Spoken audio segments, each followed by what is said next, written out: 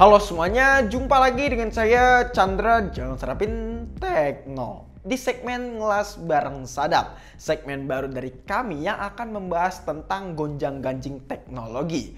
Oke, ketika kalian membaca judul thumbnail ini ya, thumbnail videonya lebih tepatnya, pasti sudah terlintas di pikiran kalian mengenai negara India. Nah, bedanya di sini kita nggak bahas masalah makanan India yang terkenal gitu ya, tapi di sini kita akan ngebahas kenapa pasar India begitu menarik di mata brand smartphone. Brand smartphone pastinya akan memasukkan produk-produknya pada sebuah negara yang dirasa memiliki pasar yang besar. Terlebih bila mana negara tersebut memiliki jumlah penduduk yang besar dan dibarengi dengan jumlah penggunaan smartphone yang tinggi, bahkan juga jumlah pengguna internet terbanyak dalam sebuah negara, dan ini yang ada pada negara India, salah satu negara di Asia Selatan yang memenuhi kriteria yang kita sebut menarik di mata brand. Tapi bang, kenapa harus pasar India? Padahal pasar Indonesia kan juga cukup lumayan menarik dan besar dengan India. Apa bedanya coba? Nah, ini yang menarik, ini yang akan kita bahas. Kedua negara ini, yaitu India dan Indonesia, memiliki kesamaan jumlah penduduk ataupun populasi terbesar pada masing-masing region. Bahkan India dan Indonesia masuk ke jajaran 5 besar jumlah penduduk terbesar di dunia. Dan sama-sama 5 besar pengguna internet terbesar di Asia. Maka wajar bila mana India dan Indonesia merupakan pasar smartphone yang besar. Tapi yang jadi fokus utama kita terletak pada beberapa diagram berikut. Ini adalah diagram yang diinput dari World Dollars Matters, sebuah situs quick count yang mencatat jumlah populasi di seluruh dunia. Dengan kata lain, kita mengambil data di tanggal video ini dibuat, yaitu tanggal 16 Januari 2023. Kami telah meriset dari 20 negara populasi terbesar di dunia, walaupun Indonesia dan India hanya terpaut 2 peringkat aja ya guys ya. India di peringkat nomor 2 dan Indonesia itu di peringkat nomor 4. Tapi berbeda yang mencolok adalah jumlah populasinya. Yap, India itu memiliki jumlah populasi sebanyak 1,4 miliar lebih. Sementara di Indonesia itu cuma memiliki populasi sekitaran 281 juta lebih aja. Dengan selisih yang terhitung jauh, yaitu 1,19 miliar. Jelas, dari jumlah populasi India lebih menarik dan lebih banyak daripada Indonesia. Tapi bang, jumlah penduduk bukan menjadi acuan utama karena tidak semua penduduk tersentuh dengan internet dan perkembangan teknologi. Yap, itu benar. Memang itu benar sekali. Menurut kita ini 50-50 ya, karena bisa juga dengan jumlah penduduk yang banyak, tapi tidak dibarengin dengan perkembangan iptek pada suatu negara. Nah, berikut ini adalah jumlah diagram pengguna internet di dunia yang semakin meningkat setiap tahunnya. Untuk data di tahun 2022 saja sudah menyentuh 5,3 miliar penduduk di bumi ini yang sudah tersentuh internet. Lalu bagaimana dengan India dan Indonesia bang? Yang dimana notabene itu masih banyak ya penduduk kita yang tidak tersentuh dengan internet. Nah, uniknya penggunaan internet di India itu menyentuh di angka 833 juta. Sedangkan Indonesia cuma sekitaran 212 juta aja. Dan data ini kita ambil di bulan Juli 2022 tahun lalu. Yang dimana kalau kita bandingkan dengan jumlah populasinya, maka keseluruhan warga India yang tersentuh internet itu baru sekitaran 59% aja. Sedangkan Indonesia sudah menyentuh di angka 76%. Oke, kesimpulan pertama kita melihat dari jumlah penduduk dan internet. Indonesia itu jauh lebih unggul dari jumlah persentase penggunaan internet, tapi dengan tingginya jumlah penduduk di India yang bahkan hanya menyentuh cuma 59% aja.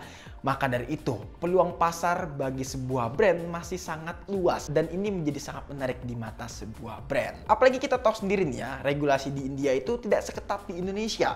Yang dimana regulasi di Indonesia itu benar-benar ketat banget. Apalagi kalau kita ngomong masalah TKDN.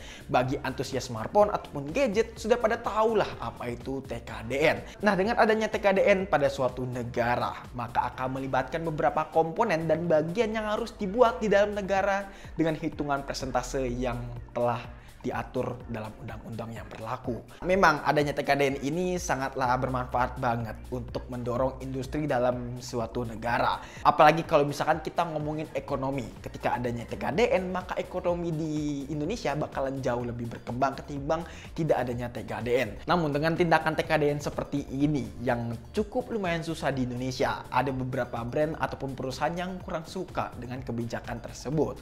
Terlebih bila mana urusan birokrasi dan juga beberapa persyaratan yang tidak menguntungkan dari brand itu sendiri ataupun perusahaan.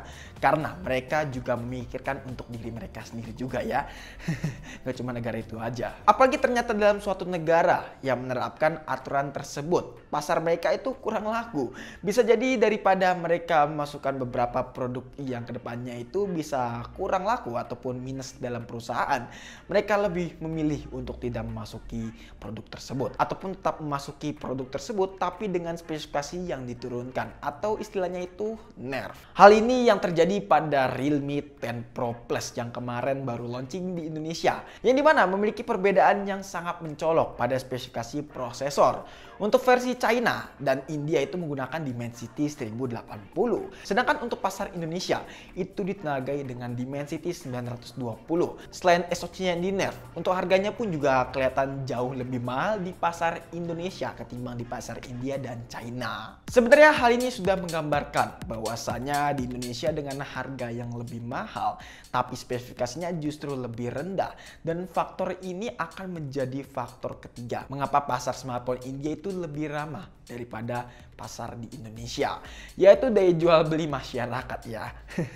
Kami memang bukan pakar ekonomi yang ahli dalam bidang ini, jadi kalau misalkan ada sedikit kata-kata yang salah ataupun data yang salah, tolong tulis di kolom komentar aja ya, atau mungkin dari statement gue juga. Oke, kita akan balik lagi kepada faktor yang pertama. Dengan kalkulasi data penggunaan internet yang sudah menyentuh di angka 76%, masyarakat kita itu sudah melek dengan teknologi, dan hampir keseluruhannya penggunaan internet adalah mereka yang menggunakan smartphone. Sedangkan berbeda di India, yang dimana di India itu baru sekitaran 59% orang-orangnya sudah tersentuh dengan teknologi ataupun smartphone ya teman-teman. Jadi dengan kata lain, ya pasar India itu jauh lebih menarik karena pengguna internet di sana itu jauh lebih rendah ketimbang di Indonesia. Jadi itu dia beberapa faktor yang menggambarkan mengapa pasar smartphone India itu lebih ramai ketimbang Indonesia. Secara kasar negara kita berada di bawah India dari beberapa faktor. Bahkan memang secara data India itu jauh lebih unggul daripada kita. Dan hal ini memperkuat dengan regulasi yang berlaku di negara kita ini yang cukup lumayan ketat. Dan itu menjadi sebuah PR kepada perusahaan ataupun brand yang ingin masuk ke Indonesia. Jadi semoga harapan kita pasar Indonesia itu akan jauh lebih menarik ketimbang pasar yang ada di luar sana. Oke, mungkin cukupkan aja video kali ini mengenai mengapa pasar India jauh lebih menarik daripada pasar Indonesia. Kalau misalnya kalian punya pendapat lain ataupun statement lain mengenai konten ini, bisa tulis di kolom komentar dan kita bakalan diskusi bareng-bareng. Jadi mungkin cukup sekian aja kelas kali ini. Kalau misalnya kalian punya pendapat atau punya pertanyaan, bisa langsung follow Instagram kita di @serapintekno ya. Kalau misalnya kalian pengen nanya secara privat. Chandra pamit dan sampai jumpa di video selanjutnya. Until next time, goodbye. Ya semoga aja lah pasar kita jauh lebih rame.